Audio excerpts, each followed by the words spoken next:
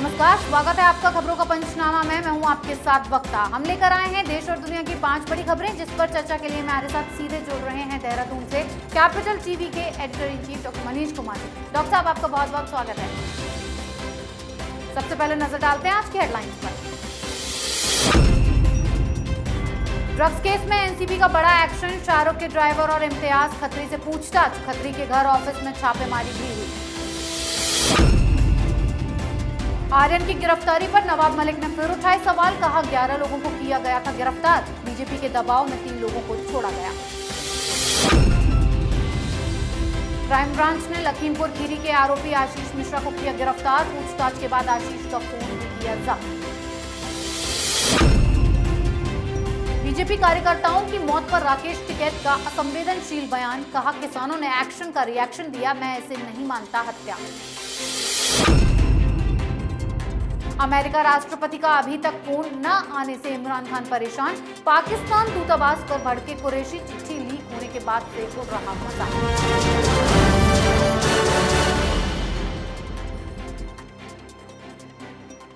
सबसे पहले बात करेंगे ड्रग्स केस की। ड्रग्स केस में एनसीबी ताबड़तोड़ कार्रवाई कर रही है। आर्यन को जेल भेजने के बाद अब उनके जुड़े लोगों पर शिकंजा कसा जा रहा है। अब एनसीबी ने शाहरुख खान के ड्राइवर को समन भेजकर तलब किया और उनसे पूछताछ की गई। वहीं फिल्म प्रोड्यूसर इम्तियाज खत्री के घर और कार्यालय में भी छापेमारी की गई, जिसके बाद एनसीबी ने उनसे भी पूछताछ की। बताया जा रहा है कि बॉलीवुड के कई बड़े बड़े सितारों से इम्तियाज के गहरे कनेक्शन हैं। इम्तियाज का नाम सुशांत ड्रग केस के दौरान भी सामने आया था, जिससे अब ये कयास लगाए जा रहे हैं कि जल्द कई और बड़े लोगों की गिरफ्तारी हो सकती है। डॉक्टर साहब, आर्यन को जेल भेजने के बाद अब शाहरुख खान के ड्राइवर को समन भेजा है, उनसे पूछताछ जारी है। क्या ड्रग्स केस में और भी कई बड़ी कार्रवाई हो सकती है? आज एनसीबी ने 2 बड़े काम किए हैं। एक, शाहरुख खान के ड्राइवर को पूछताछ के लिए बुलाया है, साथ ही साथ इम्तियाज खत्री के घर पे छापेमारी हुई है, उसके दफ्तर में छापेमारी हुई है और एनसीबी ने उसे तलब किया है इस बात को जानने के लिए कि कल रात जिस ड्रग पेडलर को एनसीबी ने गिरफ्तार किया, जिसके रिश्ते आर्यन खान के साथ बताए जा रहे हैं, उनसे खत्री का रिश्ता क्या है। दरअसल ये जो ड्रग का पूरा मसला जो बॉलीवुड के अंदर पहले से ही सुर्खियों में था, खास करके सुशांत सिंह राजपूत की मौत के बाद से, वो फिर से एनसीबी ने उन सारे केसेस को खोलने के दौर में पहुंच चुकी है। ये मसला यहीं पे ख़त्म नहीं होने वाला है। दरअसल एनसीबी इस बात की ओर अपनी इन्वेस्टिगेशन को लेकर के जा रही है कि किस हिसाब से बॉलीवुड के अंदर तमाम बड़े बड़े हीरोज़ ड्रग्स का सेवन करते हैं, बॉलीवुड के अंदर ड्रग का पूरा कारोबार चलता है और इसकी सफाई के लिए एनसीबी पूरी तरीके से अपनी सारी एनर्जी झोंक चुकी है। अब बात आर्यन की गिरफ्तारी पर हो रही सियासत पर। नवाब मलिक ने एक बार फिर आर्यन की गिरफ्तारी और एनसीबी के एक्शन पर सनसनीखेज आरोप लगाए हैं और पूरी कार्रवाई को फर्जी बताया है।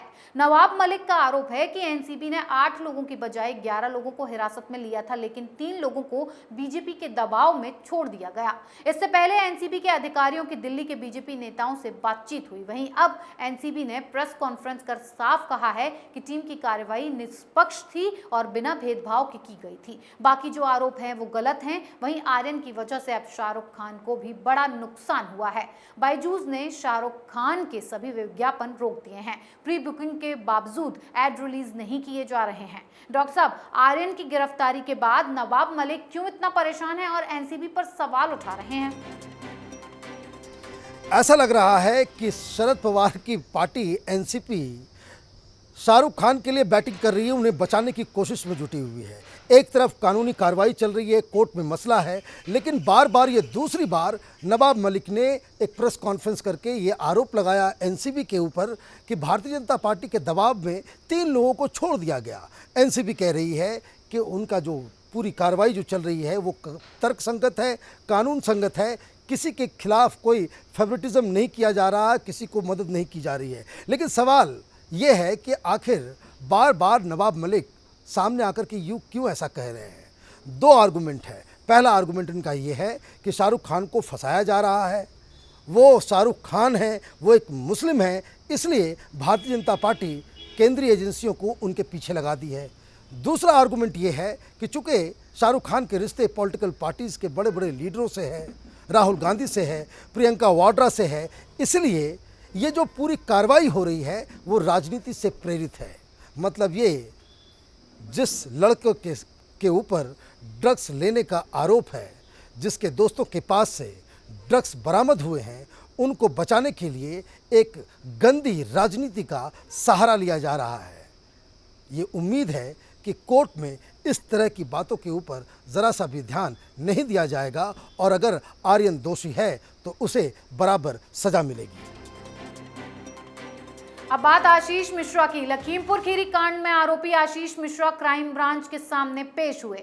जांच टीम ने उनसे 3 घंटे से ज्यादा समय तक पूछताछ की, जिसके बाद उन्हें अब गिरफ्तार कर लिया गया। वहीं एसआईटी ने आशीष मिश्रा के दोनों फोन जब्त कर लिए, जिनकी फॉरेंसिक जांच होगी। बताया जा रहा है कि जांच टीम के सामने आशीष मिश्रा ने अपनी बेगुनाही के कई सबूत पेश किए और कहा कि हिंसा के दौरान वो घटनास्थल पर मौजूद नहीं थे। डॉक्टर साहब, एसआईटी की पूछताछ में आशीष मिश्रा खुद को बार बार बेगुनाह बता रहे हैं, क्या कहेंगे आप? आशीष मिश्रा को किसी भी वक्त गिरफ्तार किया जा सकता है और खबर ये आ रही है कि पूछताछ के दौरान, घंटों लंबी चली पूछताछ के दौरान उत्तर प्रदेश की पुलिस ने उनसे उनके बेगुनाही के सबूत मांगे और बताया ये जा रहा है कि उन्होंने कई सारे वीडियोज और कई सारे सबूत इस बात के लिए दिए हैं कि जब तक दंगल चल रहा था, लखीमपुर खीरी में जो पूरा हादसा हुआ, उस दौरान वो मौकाए वारदात पर नहीं था। लेकिन इस बीच पुलिस ने एक काम ज़रूर किया है कि उसके फ़ोन को जब्त करके उसे फॉरेंसिक जांच के लिए भेज दिया गया है, ताकि ये पता चल सके कि इस दौरान जब ये वाक़या हो रहा था, जब लखीमपुर खीरी में मौत का तांडव चल रहा था, नरसंहार किया जा रहा था, उस वक्त आशीष मिश्र कहाँ थे।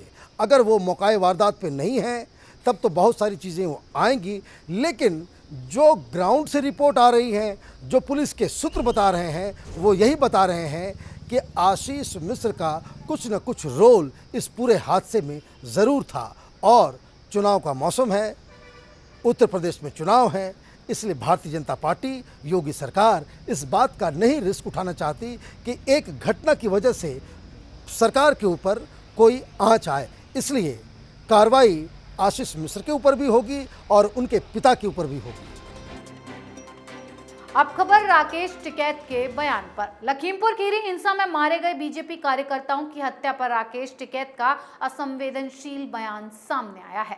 राकेश टिकैत ने कहा कि बीजेपी कार्यकर्ताओं की हत्या एक्शन का रिएक्शन थी, इसीलिए वो इसे हत्या नहीं मानते। किसानों ने ये सब जानबूझकर नहीं किया। डॉक्टर साहब, किसानों की मौत पर टिकैत बवाल कर रहे हैं और बीजेपी कार्यकर्ताओं की हत्या को वो हत्या नहीं मानते हैं। राकेश टिकैत कई सारी मुसीबतों में घिरे हुए हैं। पहली मुसीबत उनकी ये है कि वो अपने ही आंदोलनकारियों के बीच, उन नेताओं के बीच डिस्क्रेडिटेड हो गए हैं। उसकी वजह ये है कि जब ये नरसंहार हुआ, वहाँ पे इतना बड़ा बवाल मचा, उसके बाद अचानक से 24 घंटे के अंदर वो यूपी के law and order ADG Prashant Kumar के साथ प्रेस कॉन्फ्रेंस करते हुए नजर आए। अब सारे लोग इस बात के लिए खफा हैं आंदोलन में कि ये काम तो उनको नहीं करना चाहिए था, अंदर हैंड ज़रूर कोई डीलिंग राकेश टिकैत ने कर ली। तो एक तरफ राकेश टिकैत अपने ही साथियों के बीच डिस्क्रेडिटेड हो गए थे और इसलिए लगातार वो तीसरे दिन उन्होंने एक विवादित बयान दिया। पहले तो वो कह रहे थे कि जो किसानों की, जो गाड़ियों से जो कुचलकर जिन लोगों की मौत हुई, उसके ऊपर ही सिर्फ जांच हो, और जो आंदोलन जीवियों ने वहाँ पे दौड़ा दौड़ा करके डंडे से लोगों की हत्या की, उसके ऊपर कोई कार्रवाई नहीं हो। ये एक्शन का रिएक्शन था। खैर, कानून में इस तरह की वाहियात बयानों का कोई जगह नहीं है। अगर मौत हुई है और लोगों ने किसी को मारा है, चाहे वो गाड़ियों से रौंद करके मारा गया हो या फिर डंडे से पीट पीट कर, कानून इसमें ज़रा सा भी कोई अलग ट्रीटमेंट किसी को नहीं देगा। योगी सरकार ने सारे जो 9 हत्याएं हुई हैं उन सब के खिलाफ जांच कर रही है। राकेश टिकैत अपनी साख बचाने के लिए अनर्गल बातें कर रहे हैं और इसलिए राकेश टिकैत के बयानों को इग्नोर कर देना चाहिए।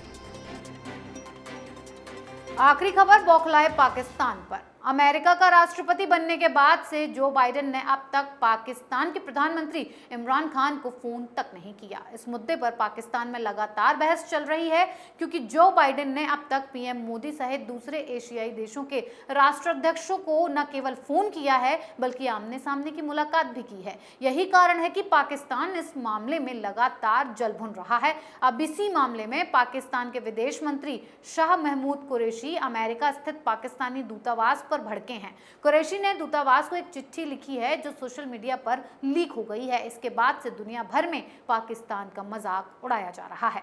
डॉक्टर साहब, पाकिस्तान क्यों अमेरिकी राष्ट्रपति के फोन न आने से इतना भड़क रहा है? इमरान सरकार के जो विदेश मंत्री है कुरैशी साहब, उनका मजाक ये कोई पहली बार नहीं उड़ रहा। वो लगातार हंसी के पात्र बनते जा रहे हैं, हिंदुस्तान में नहीं बल्कि पाकिस्तान के अंदर ही। अब उनका ये पत्र मिला है कि उन्होंने यूएस एम्बेसी को ये चिट्ठी लिख डाली कि आप लोगों में काम करने का ज़रा सा भी सेंस नहीं है।